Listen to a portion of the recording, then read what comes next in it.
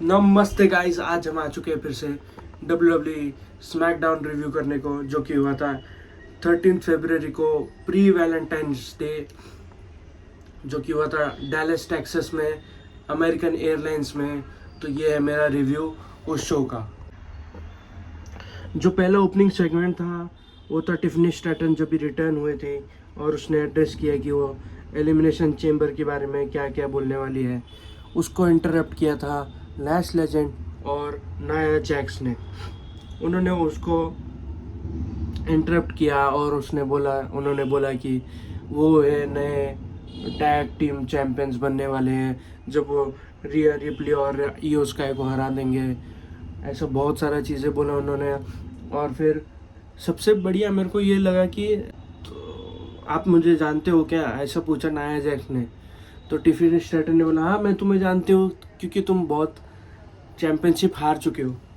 तो वो एक हाई पॉइंट था। और फिर मैच स्टार्ट करना था तो रिया रिप्ली और ईओ स्काई भी आ गए इन रिंग और टिफिन स्ट्रेटन वहाँ से निकल गई। और जब ये मैच चालू हुआ जो कि WWE women's tag team championships के लिए था, जहाँ पर रिया रिप्ली और Iyo Sky versus Nia Jax and Lash Legend हुआ था, वो एक नो कॉन्टेस्ट में एंड हुआ। मैच का हाई पॉइंट जब ईओ स्काई ने नाया जैक्स को थ्रू द टेबल बोल सकते हो, पर मेरे को लगा नाया जैक्स का बहुत ज़्यादा पार्ट टेबल को हिट नहीं किया, पर फिर भी क्योंकि शी इज़ हेल्दी तो वो टेबल ब्रेक होना ही था। और उसी के साथ में लैश लेजेंड ने स्पीयर दिया था रिया रिप्ली को थ्रू द रिंग बैरिकेड, जो जहाँ पर बैरिकेड होता उसको तोड़ के वो लोग साइड में चले गए। उसके बाद में हुआ था बैक स्टेज सेगमेंट्स का मैं बात कर लेता हूँ थोड़ा, जहाँ पर कोडी रोड्स ने बहुत बकरचोदी दी गया है इसमें। बहुत मतलब क्या क्या नहीं बोला उसने।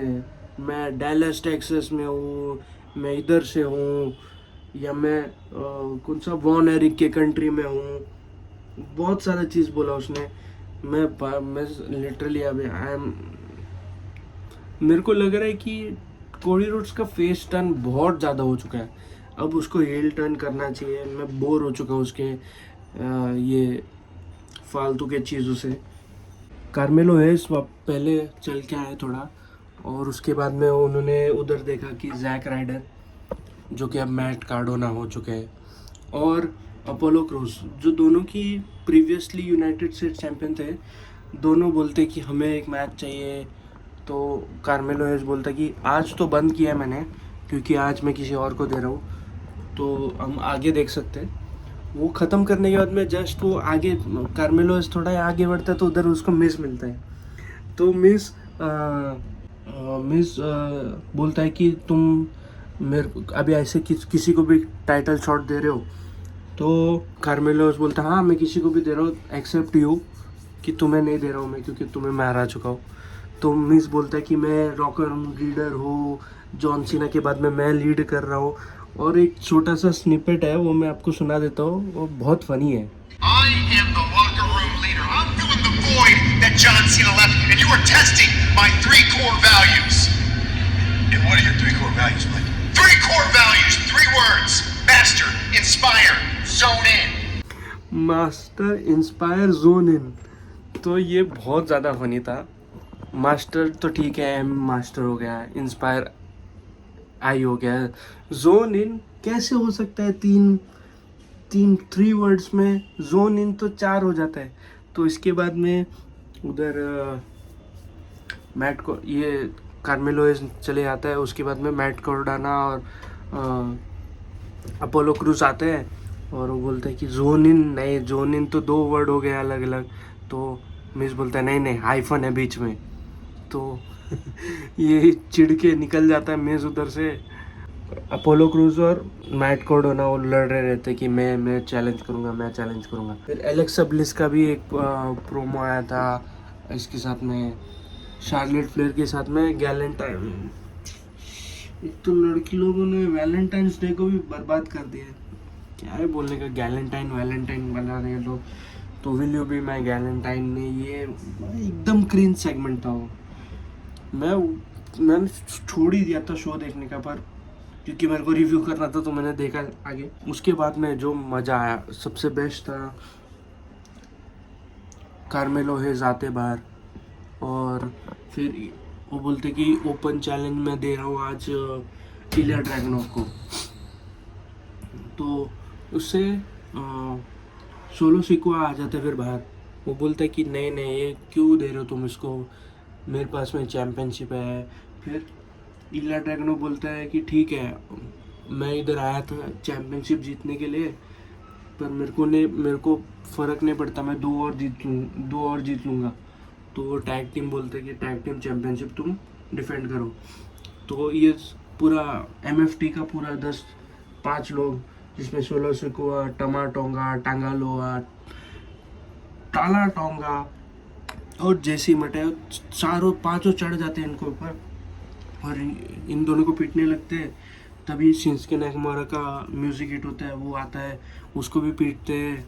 फिर अपोलो क्रूज और मैट कार्डोना आ जाते हैं, फिर वो सब क्लियर कर देते हैं। निक ऑल्डर्स फिर उसको बोलता है कि 10 मैन टेक्सास को बहुत पसंद है, 10 मैन का वो बनाते, चलो ठीक है। फिर उसमें हाई स्पॉट था कि टामा टोंगा ने कार्मेलो हेज को